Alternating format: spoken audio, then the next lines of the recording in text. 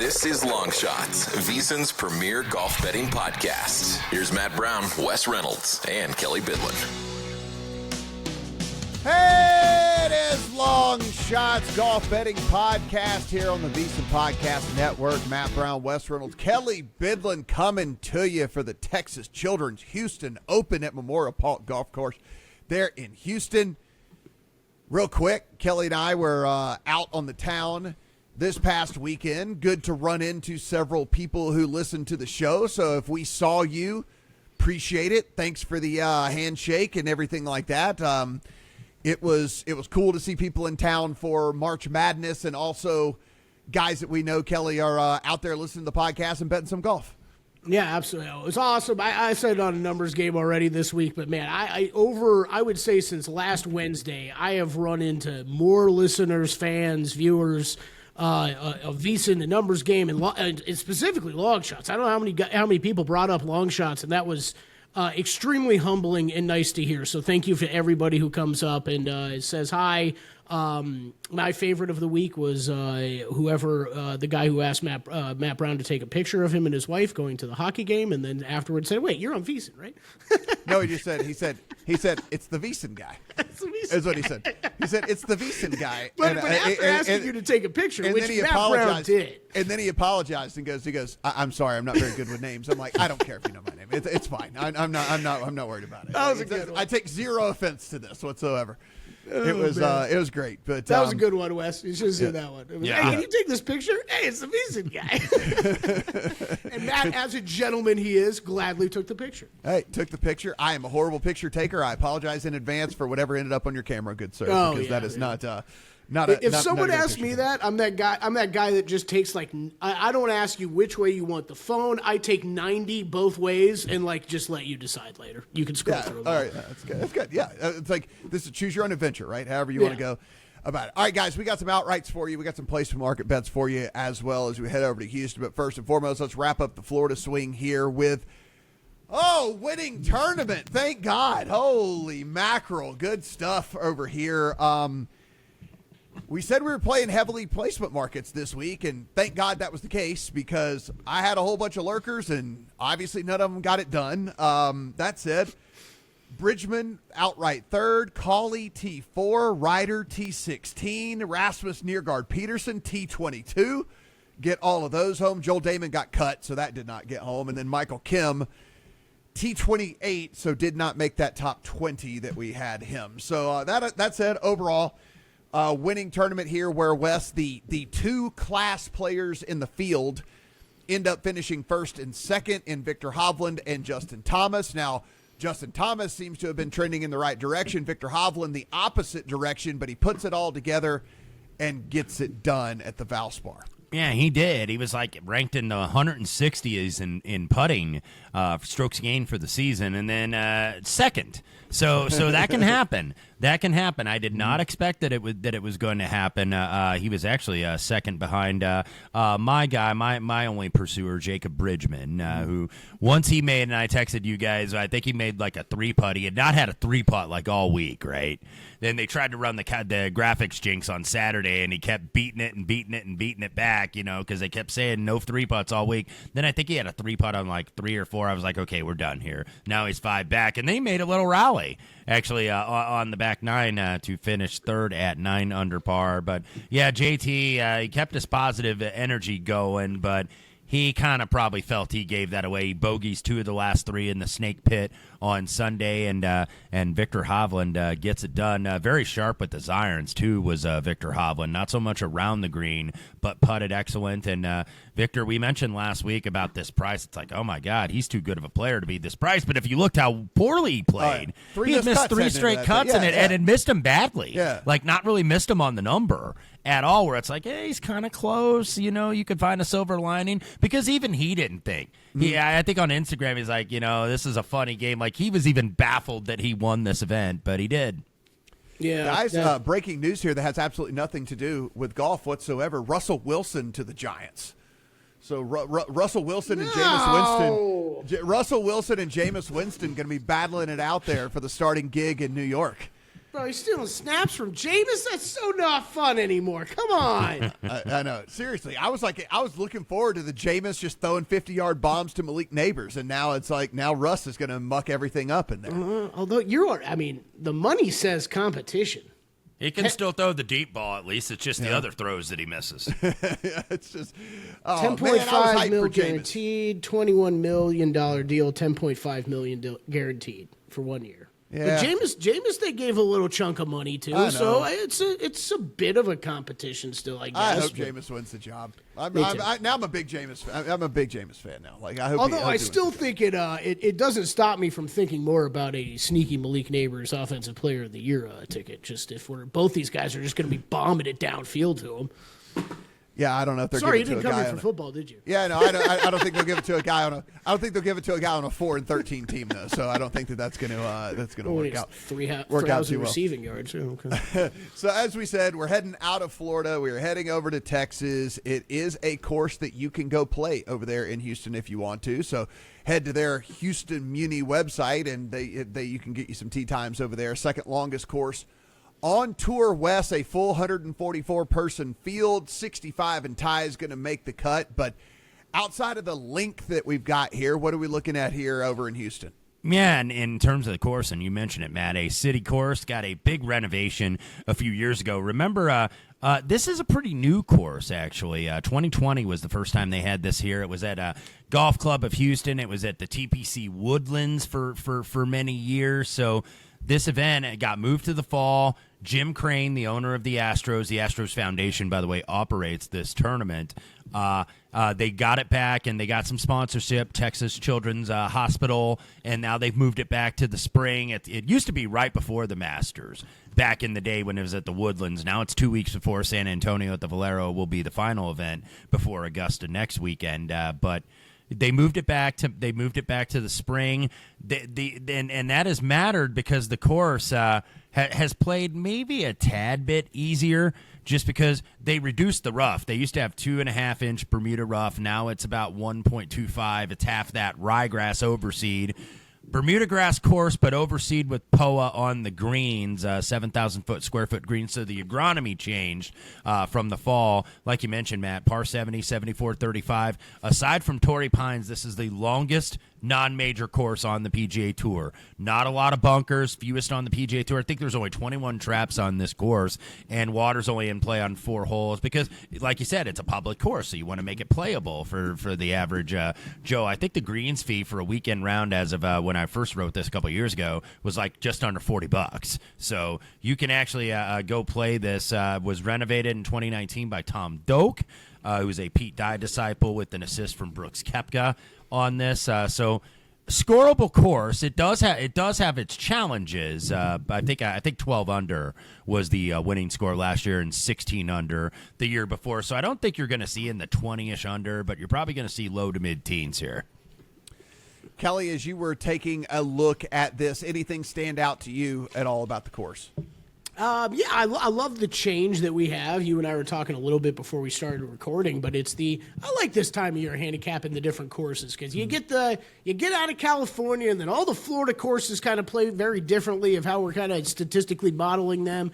Then we get over to Texas, and this is the same thing. Very different from what we've seen. We talked on this pod the past couple weeks about, hey, you're going to be clubbing down a lot off the tee. No, this is going to be wide open fairways. Let it fly with the big dog for most of these guys off the tee.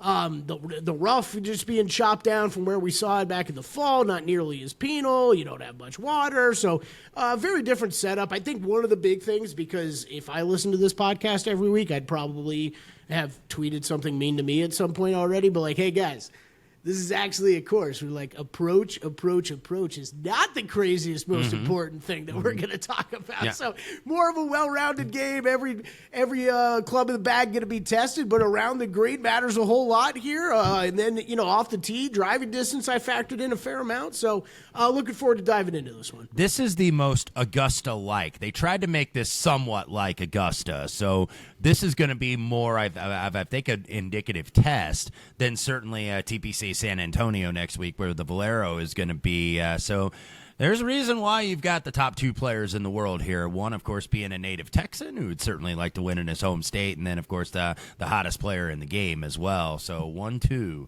in this field at the top of the odds board, and then there's a big old drop to the rest of the crew. Yeah. That's very significant to point out, because do you have the golf ranking, the world golf rankings in front of you, Wes? Because that is, I mean, what we're talking top 2 guys, and then it's dropped to like 36 or something. Yeah, and you do have good players in this field. I'm trying to see who the next highest rated player is. Sorry, in this I put field. you on the spot. I think well, I don't think Russell Henley is playing this week. So no, he's not. Wyndham Clark at number 11 is in this field. Mav McNeely at 16 is in this field. Sahith Fagala at 22 is in this field. So you do, I think it was like 9 of maybe the top 30. So you do have a quality field, but it's just a massive drop when you got plus 350 and like 7-1. And then all the way down to 30, basically. I don't know if I remember a leaderboard in recent memory where we have such a gap between the odds jump. Like I don't think I remember one where we didn't get at least someone in the teens, but at least someone in the low 20s. But that's just not the case here. If you go to FanDuel, it is 350 on Scheffler, 650 on Rory, down to 28-1. On Aaron Rai. We literally jumped from 650 to 28-1 on that. And so, Kelly, I don't know if you remember anything off the top of your head, but it has been, if it has happened since we've been doing this podcast, I don't remember it. Yeah, it's a good call by both of you guys. That, don't get me wrong, it stuck out to me that it was Rory and Scotty both playing it in this week, just first of all, and then what the rest of the field looked like. But you're right, from that drop, to not even have anybody in the low 20s and you end up in the high 20s, you're right. I don't remember an odds board like this. And the one I'll throw back to you guys, I'm even a little confused with the pricing with the top 2 at the top. I get it. It's Scotty Scheffler in Texas. He's awesome, but Rory's been so damn good. I really thought those odds were going to be a little closer together this week. He's the same price he is this week that he pretty much is at the Masters right now, save for maybe a couple boosted prices on him. But you're seeing him like 7-1. I'm like, that's what he is in a couple weeks. That just stunned me. Scotty does have 2 runner-ups here, of course, last year where we got him with Stefan Jaeger. Scotty missed that 4.5-footer in the playoffs, so I was very happy to beat the number 1 player in the world because I didn't do that a lot last year. Yeah. And nobody really did. But, yeah, this is weird. We saw it at the Players, too. He's double the price of Scotty, essentially. So I thought that there would be a little bit less of a gap between them, even though Scotty, probably the rightful favorite on the matchup. If you look at the matchup markets, I think he's like $1.45 consensus over Rory this week, just because Rory has not really played this event before. Yeah.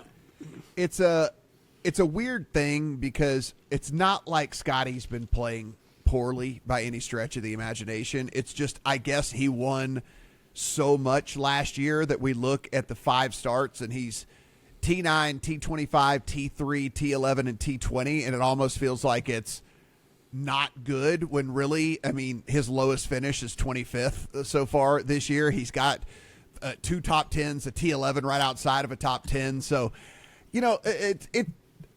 he's playing very well. I don't know if the odds, like you said, Kelly, are indicative of where Rory is more like with his game. I think it's like it's more that for me. Yes. Right. It's like he's been playing well, and Scotty's obviously every time he tees it up is going to be the favorite, if not one, if not the top 2. But yeah, I'm with you. It seems like Rory and his odds maybe should be a little bit closer together. And then I actually agree with just the giant gap there because we don't have any of the guys that we kind of like to bet when we start our card.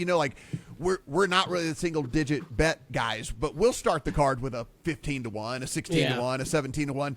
We don't have any of those guys in the field this week that we normally would do that with. And so the big gap certainly makes sense to me when it comes down to it. Kelly, you alluded to it. Sure, approach is always an important thing, but with this one, what we have shown over time with the length of the course, the lack of water, the lack of bunkers, and with the rough being chopped down an inch and not being Bermuda either. That's the other thing. Not only has it been chopped down, but it's not Bermuda either, so we don't get that sticky rough. We don't get those flyers. We don't get that club head speed needing to come into place so heavily to make sure that your club doesn't get all caught up and jacked up whenever you're coming through there.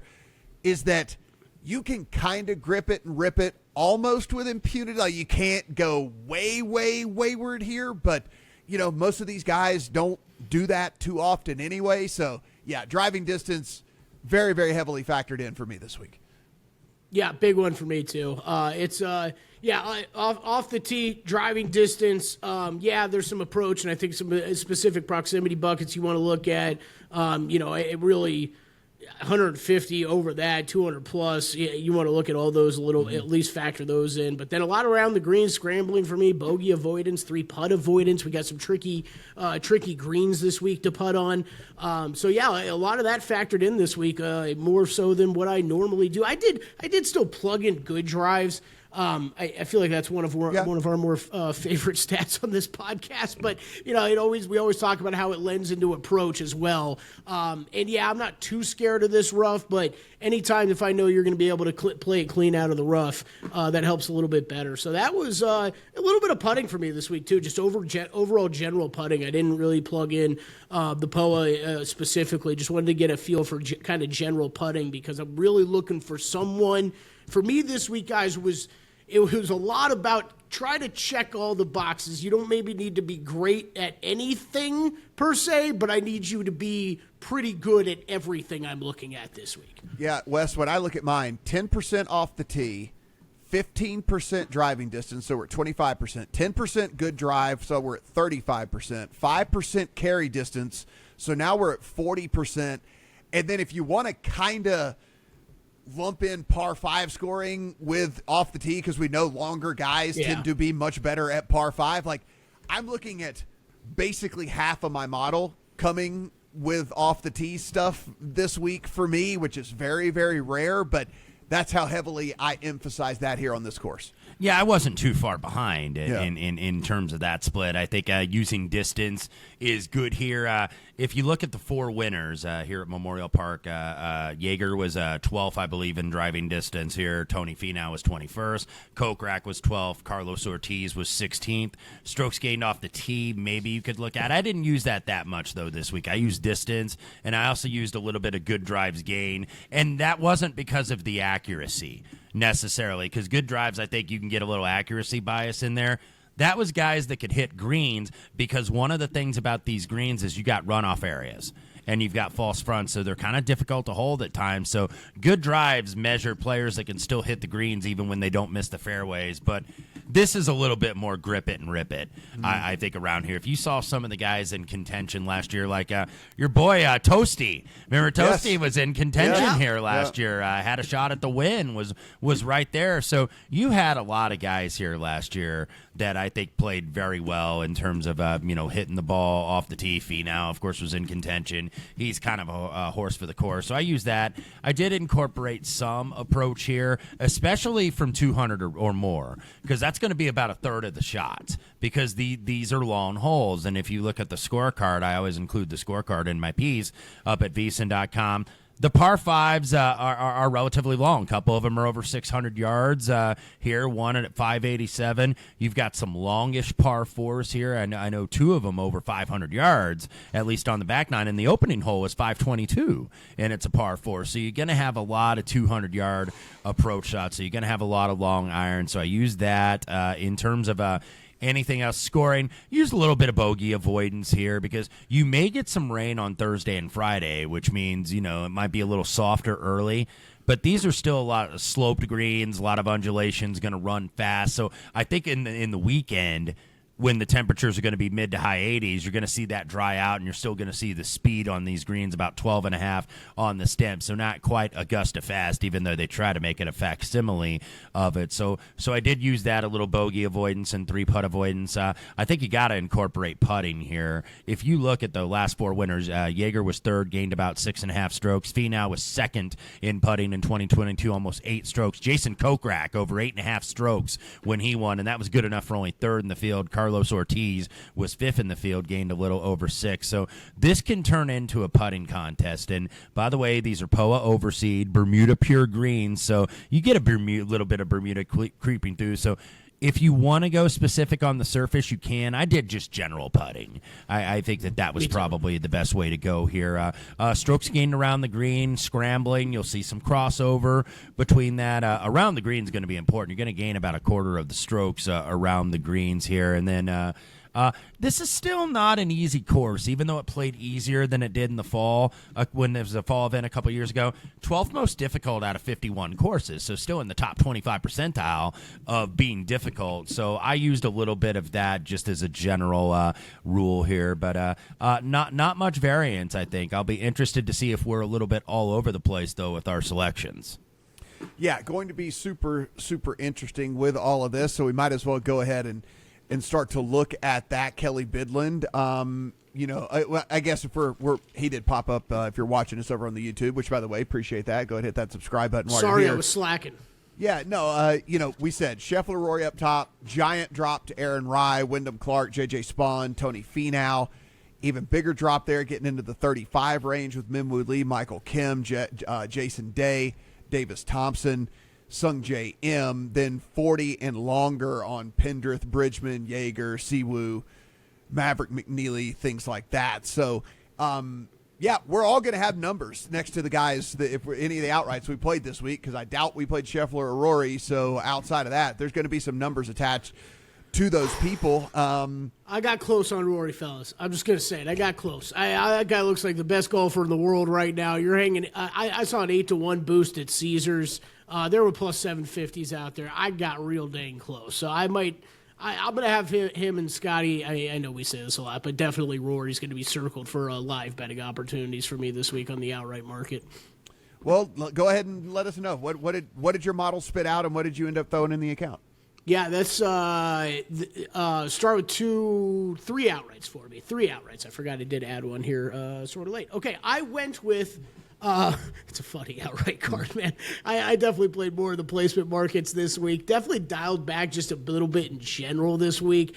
Look, this is we just talked about it, but not a ton of course history this time of year to go off of. We just talked about the changes in some of the grass and hole and everything like that. And with those odds boards showing up the way it showed up, just letting everybody know I am dialing back a little bit this week. There wasn't a ton that kind of jumped out to me, except for one guy, and that would be one Alex Smalley, who I have bet a lot of this year.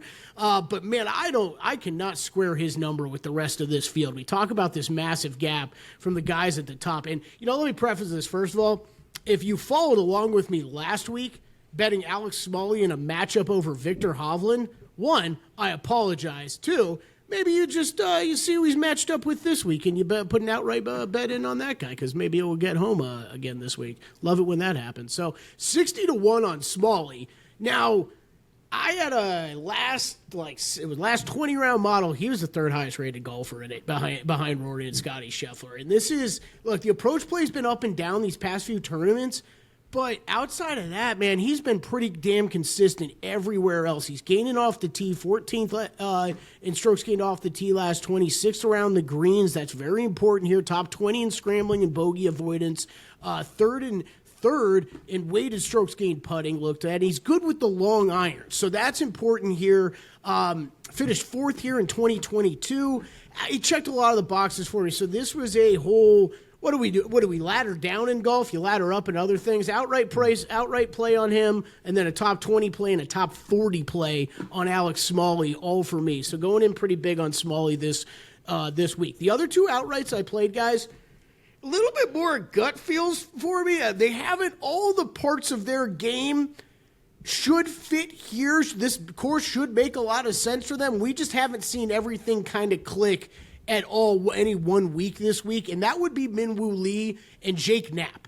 I'm playing both those guys. Jake Knapp, when we kind of first saw him, we thought, hey, big bomber, he's going to be great. And his off-the-tee stuff hasn't been as consistent recently, but his approach numbers have been very good. So rolling with Knapp 80-1 in that one, and then Minwoo Lee, I expected to get a little bit better price on him this week, but I guess he's drawing a lot of bets, because I do think for guys that we've talked about on just on tours even the past couple years, guys that are long off tee, got great short games but struggle with their irons a little bit. Minwoo Lee is that guy. So going back to him, you really the only tournament we kind of we've seen him put it all together this year was the Cognizant. He finished T11 there.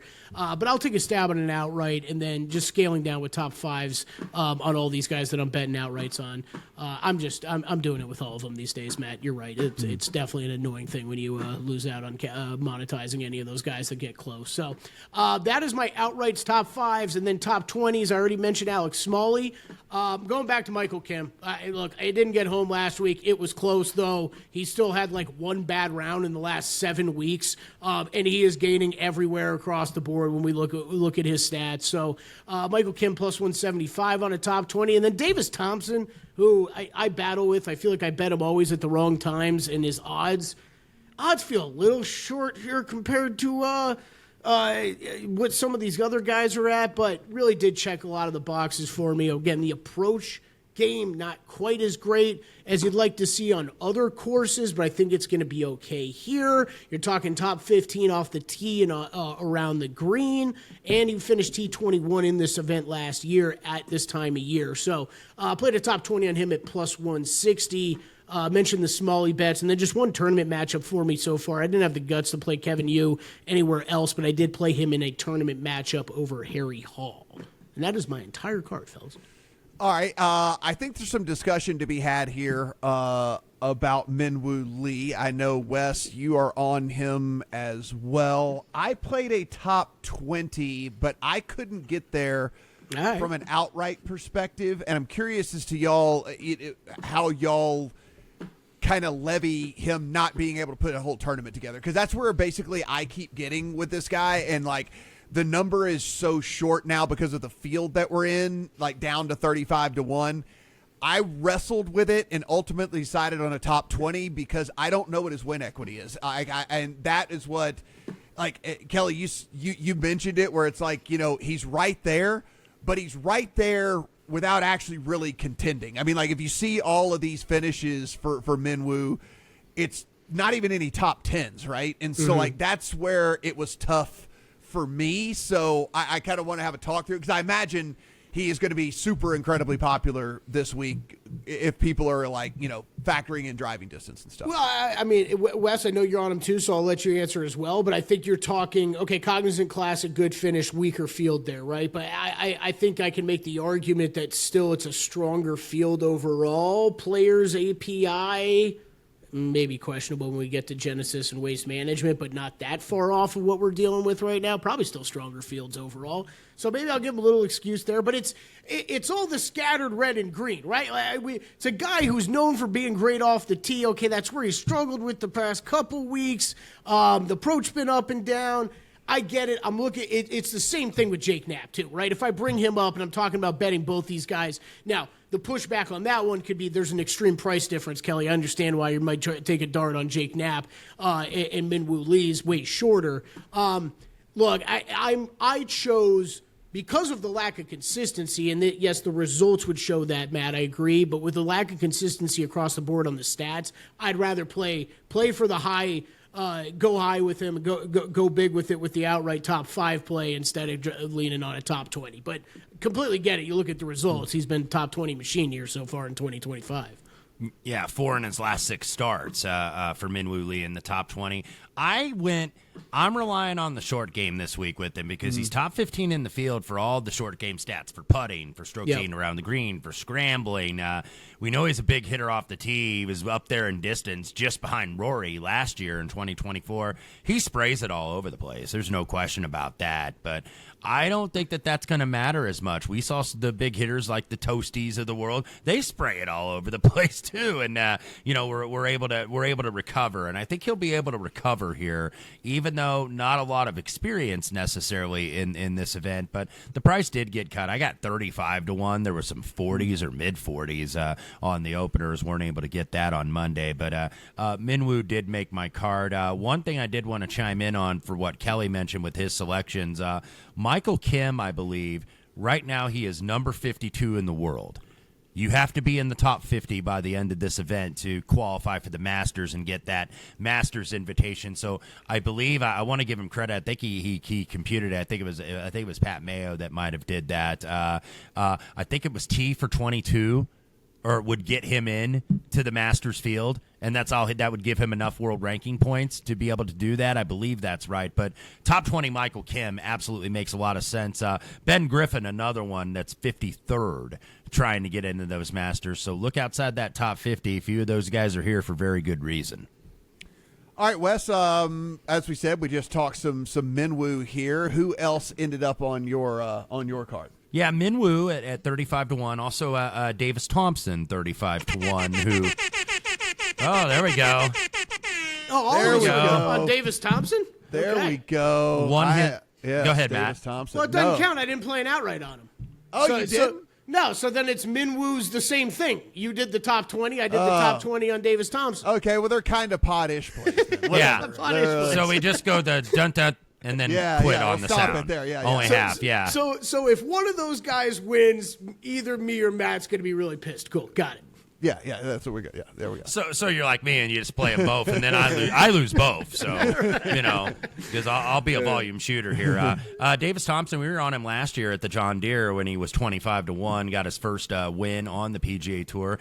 Hasn't really started out that great in 2025, but he was 10th 2 weeks ago at the Players, best finish of the season. Top 10 in this field for total driving and strokes gained off the tee. Top 15 for scrambling.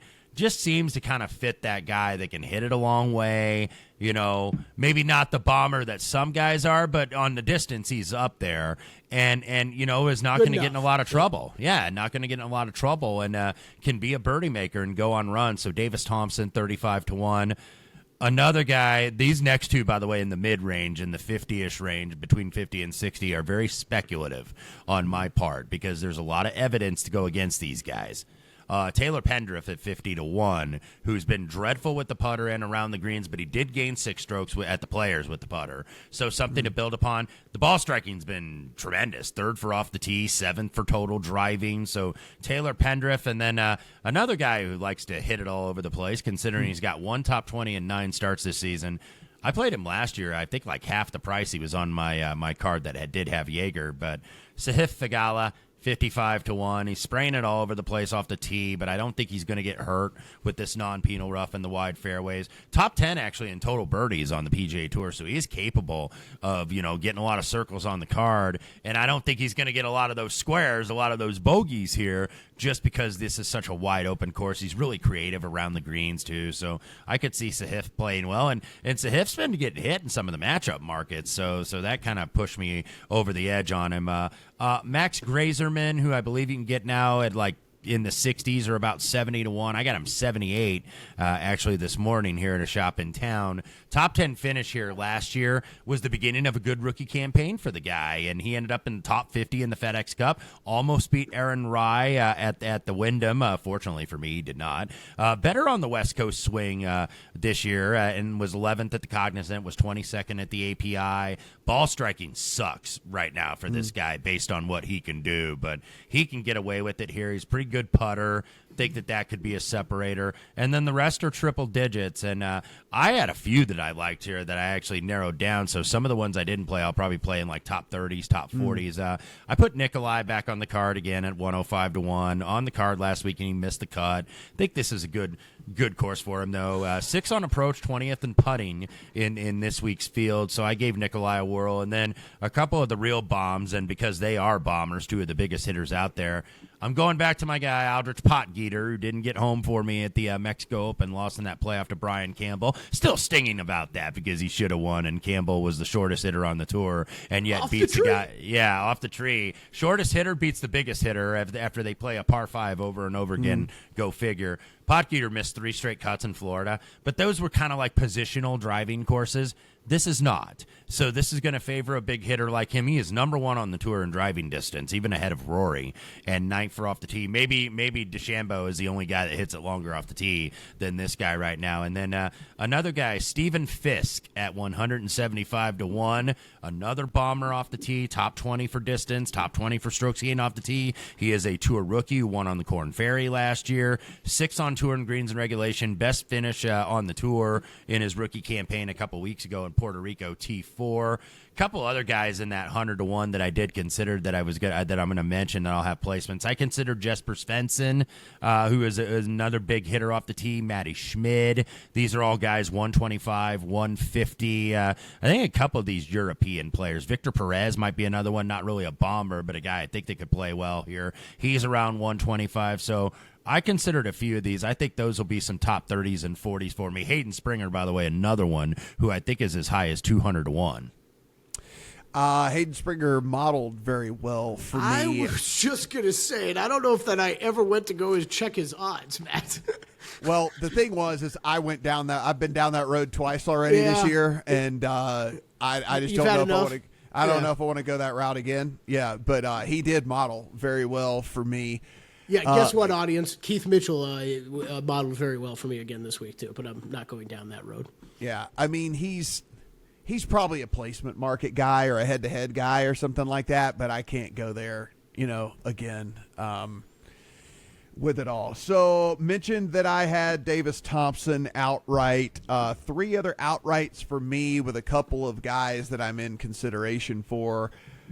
Kurt Kitayama is on the ticket for me. Yeah. This is, there's just no. Get that putter to work, Kurt. Yeah, there's just no. Look, he's third in one of mine behind Scotty and Rory. What can you do, right? The ball striking numbers are ridiculous. Always. Yeah, and so it's one of those things where I can't really get off of him when he's getting up there, that close to the top with Scotty Scheffler and Rory McIlroy. Stuff, obviously the approach numbers of recent for sure are not the greatest in the world, but as we said, maybe some of that is mitigated by him being able to get it out there a little bit further than some of these guys. Weird last 2 tournaments. Look at that. Green and putting right in approach. Yeah. What's going on, Kurt? Yeah, it just very odd, but you can see just consistently gains off the tee, right? Yeah. That is he's a dude that consistently gains off the tee, a dude that I'm going to be, lamenting whenever he certainly, goes out there and is red again in approach and all the stuff like that. But decent around the green player. Yeah. So Kitayama for me, other outright for me, Taylor Moore. Taylor Moore actually graded out very well for me. Yeah, me too. In all of this, had to kind of dig in because I didn't know why he was grading out as well as he was. But man, he is a lot to like about Taylor Moore heading into this one. As you see right there, Kelly, it's just the approach game that has kept him from, I think, doing anything here.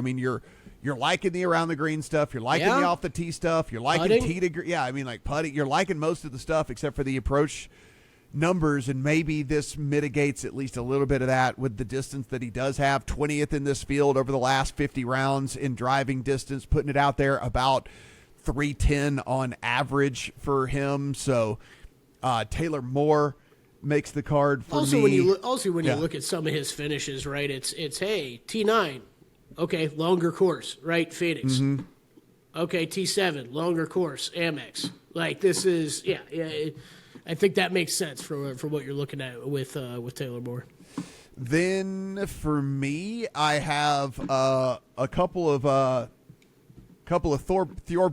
Olesen, and then Michael Thorbjornsen. Both of them end up making it for me. So this is a long shots record on how many Scandinavian golfers that the 3 of us have bet to start a season by March 25th. Listen, both of these guys, they modeled so high. I hemmed and hawed over it, and then I go in and I kind of look at the profile of the golfer that we're looking for and what can happen here. So specifically Thorbjorn Olesen, if it wasn't for how high I rated good drive percentage, he is inside the top 30 in driving distance, but I guess he sprays it. He is 90th in good drive percentage in this field, which I guess suppresses how high he is in the model for me, because even with that number working against him so poorly, he's still 9th overall in one of these that I ran. And so again, just kind of going with the model here. And if you go back a little bit further, certainly on the European Tour stuff, you can see some real good success for him, like right pretty here, recently. Yeah, like pretty recently, right? I mean, we're talking about 2024. It's not like a guy that we're waiting to rebound on. I mean, there's a T2, a T7, a T3, like all kind of back to back right there for him. So maybe he can find some of that success over here on the state side. I try to tell Wes every year, Andalusia Masters, watch out for Thorborn Orelson. You gotta have him on the card. Yeah. What are you doing if you don't have him on your card, right? Yeah. And then, like I said, Michael Thorbornson, another dude that if you go and kind of look at the statistical profile, big hitter, not incredibly accurate with those big hitter with hitting as far as he is, but weirdly enough, really good on long irons as well. He scores on the par fives.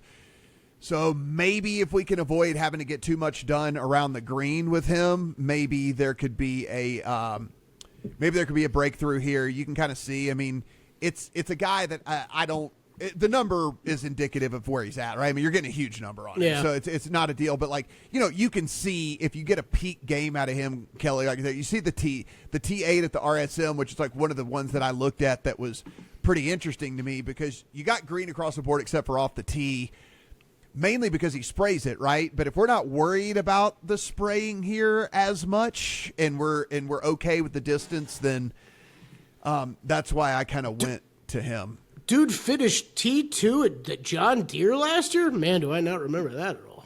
Okay.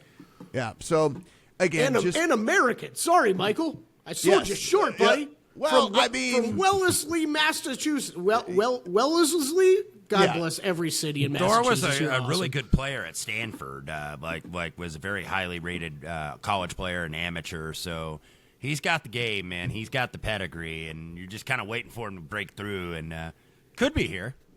Yes, and I did not go outright like you did, Wes. I did also top 20 on Taylor Pendrith. Kind of the same thought with me as it is with Minwoo. Like, I just don't know what the win equity is with him. Like, it seems like there's always 2.5 good rounds, and then something just kind of goes off the rails with him. So I couldn't quite pull the trigger with him. That being said, if anybody's playing DFS out there this week, these are all dudes that I would probably have a healthy mix of in my lineup. Pretty much everybody that we've mentioned, because on a spike week for any one of these guys can be, rack up the points for you in a DFS format. So do like them there for that. I can tell y'all right now, if Rico Hoey wins, I'm going to be pissed off because he is 4th overall in one of my models. I can tell y'all if Kevin Yu competes or does something really well, he is 8th overall in one of mine. I did play him in a matchup, Matt, but I had him in top 20, and I was like, all right, I got to lose somebody here. And it was ultimately Kevin Yu, yes.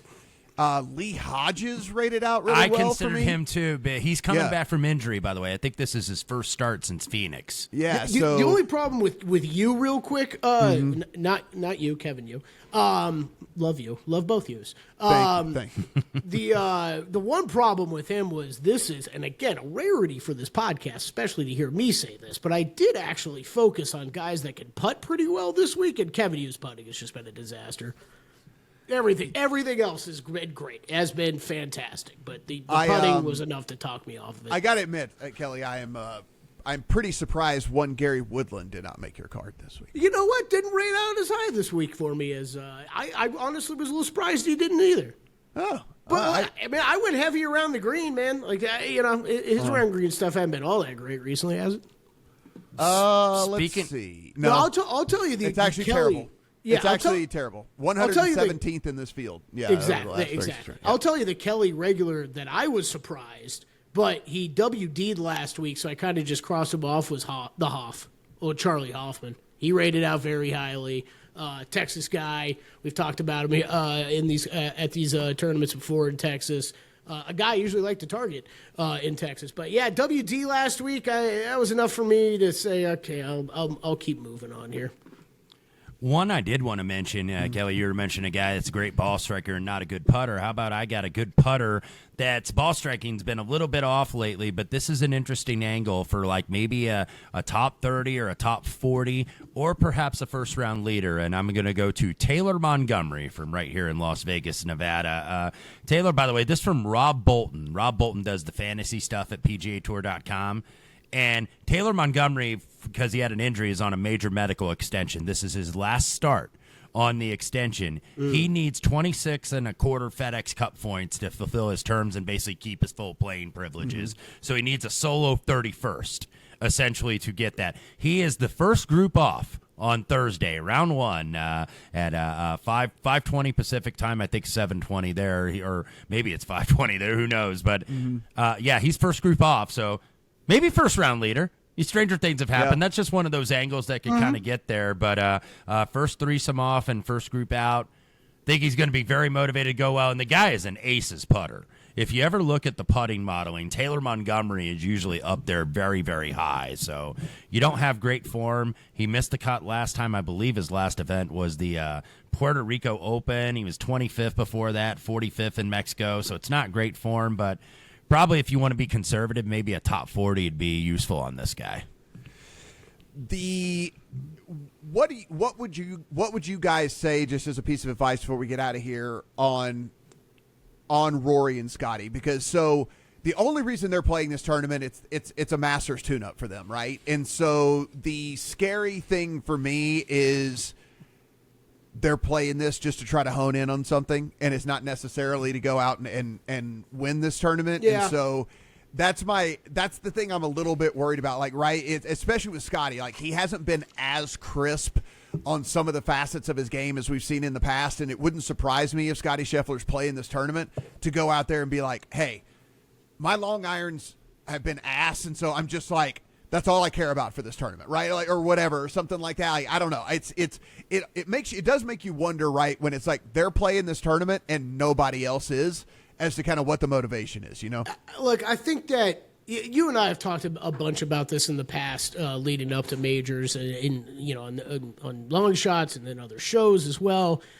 I think it's an angle that I've tried to back myself down on more and more over the years. Rory's never played this event before, right? Right, Wes? Never played here. Yeah, I think this is. Hey, I want to keep myself fresh. Yeah, I want to. Yeah. I agree. I think it's more that with him right now of, hey, things are going well. Let's keep playing. This is a good course to tune up for the Masters on. I think you can tune up for the Masters and still go win a damn golf tournament. So it's worth bringing up, but I think it's, we brought this up about the field last week, right? I think you've got some guys, these two, we lumped two groups last week of, hey, these guys are hot. They're looking to stay hot, and this group is struggling. Victor Hovland to Justin Thomas to a degree, and need to find something here before too long. I don't want to say Scotty Scheffler's struggling. I agree with you, Matt. Like go ahead and throw it up on a graphic on Golf Channel, Scotty Scheffler's finishes this year, and we're like, is there a problem with Scotty Scheffler? Like, those look pretty damn good finishes to me. But for his standard, I'm sure he's looking at this as, yes, I need to get into form before the Masters. And Rory doesn't want to lose that form before the match. That's more the way this week I would approach that. And I'm not going to blame anybody for betting on the two best golfers in the world if they wanted to do that this week. I'm going to take a pass, but I think that Scotty, the reason why I think that he's still favorite in the matchup, even though Rory's in better form, is what we mentioned earlier, two runner-ups here. This is Texas, and he's obviously now a Dallas resident, so he's motivated to win. I was actually going through very quickly. Apologize for the audible here. I don't think he's ever won in the state of Texas on the PGA Tour. No, he did. He won in Austin. I take that back. He won in Austin at the Dell Match Play, but certainly a home game. But I'm not going to pay +3. I'm not going to bet +350 for certain at all. I mean, I will say I would definitely. I mean, I think I made this obvious already, but I would definitely be betting Rory this week over Scotty. So, like, if you were, say, you were kind of like. We just talked about DFS. So if you were doing DFS, you would be like heavy Rory and then kind of fill out from there. Yeah, actually, Yeah. I actually think that's a pretty good strategy this week. It would be Rory at the top for me, and then I think there's a lot of these other guys that we talked about that you could throw in a lineup that are a lot cheaper. What are we doing from a one and done perspective? I have no idea, Matt. My one and done's a disaster already. I mean, I had Bridgman last week, so I at least made some cash. So that was nice, but I've got some work to do. That's for sure. It's who did I set? This would be the week to go mid-range guy, though, probably. I went I to don't go, know when I I'm went ever to go playing plug Davis in- Thompson again, so I'm probably just going to play Davis Thompson. Okay, you know what? That's who I played. That's actually who I played. That's who I put in already. Sorry, I did it a couple hours ago and I forgot because I used up everybody else. Smalley I've already used. He was the first guy. I was like, let me just get Smalley out of the way. I was like, oh yeah, I used him already apparently. I would probably be Minwoo or Finau this week, even though I did not bet Finau on the outright. Finau has a win here in 2022, and he was second in 2024. Yeah, Wes, I was close on him. Of just when we talk about this separation of outright pricing, it's Yeah. I mean, and maybe this is a little bit too much in our heads because of what we saw last week, or maybe Victor Hovland should have been more. We should have been more aware of him in just the price drift and capitalizing on that last week. But you look at the other golfers that Tony Finau is bunched with this week. You're telling me, in the long run, is he significantly better than most of those guys around the same price? Hell yeah, he is. And I think he will get back to that point here at some point this season. And who knows, this could always be the start of it. So you want to tell me you're betting Finau 30-1 or a solid top 10 price on that dude this week? I got no problems with that either. Yeah, there's 7 or 8 people if you look at the DK DFS prices. Obviously, Scotty, Rory, Spawn, who comes off the playoff loss to Rory at the Players, Rai, Minwoo, Davis Thompson, Sunjae, and then Finau. That is very bizarre to see Finau 8th best on the board. Yeah. Then Wyndham Clark and Jason Day right behind him. I consider Jason Day, and I know he's been widely tipped in the space. He might be more of a sleeper for Augusta that I would bet at 90 or 100 to 1 here. The price just a little low for me at 30, but if he was 40 or 50, I'd be aboard. But Jason Day, I wouldn't be surprised if he played well. It's what is I don't get Finau this year, right? It's just miscut at the Players, and a disaster across the board except for off the tee. Okay, fine, API was okay. Around the green struggles, but that's nothing new for him. Okay, then great, a T5 at the Genesis, a T13 at Pebble, and then miscut. It's just he's not been able to get on a roll at all this year. And again, at the price, from a price standpoint, I think you can make a case for him. And I got close. He rated out 11th in my model. I easily could have bet him this week. And with the course history you brought up, Wes, it was one I considered, but ended up passing. Guys, Wes's full write-up over at VSiN.com. You can go in right now, $9.99 for a 30-day trial to see everything that we do over there. So VSiN.com/subscribe for that. So, listen, as we said, it's not just golf stuff over there. We're at tournament time right now. Get all the breakdowns of all of those games. We are heading towards Major League Baseball opening day. We have a betting primer for that. We'll have all of those games up over there. And, of course, every other sport that's going on in the daily write-ups over there, everything from tennis to horse racing to NHL and beyond. So take advantage of that over at VSiN.com. If you haven't done so already. Sign up now, screenshot it, send it to myself, and I'll give you all Matt Brown's college basketball bets for the week for free because my dude, I believe, is fourth in the VSiN contest right now? I might be on a little bit of a heater there on the tournament thing. Shoot up above 500, I think. So I'll even include mine for free, too. There you go.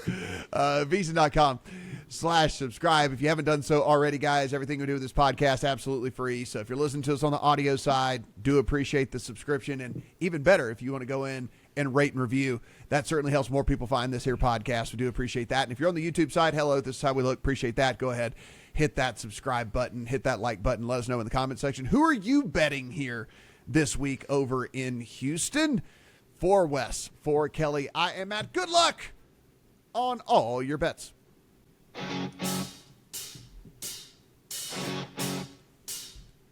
Yeah. Thorbjorn, Olesen and Michael. Sorry, Michael. See ya. Good luck on your bet.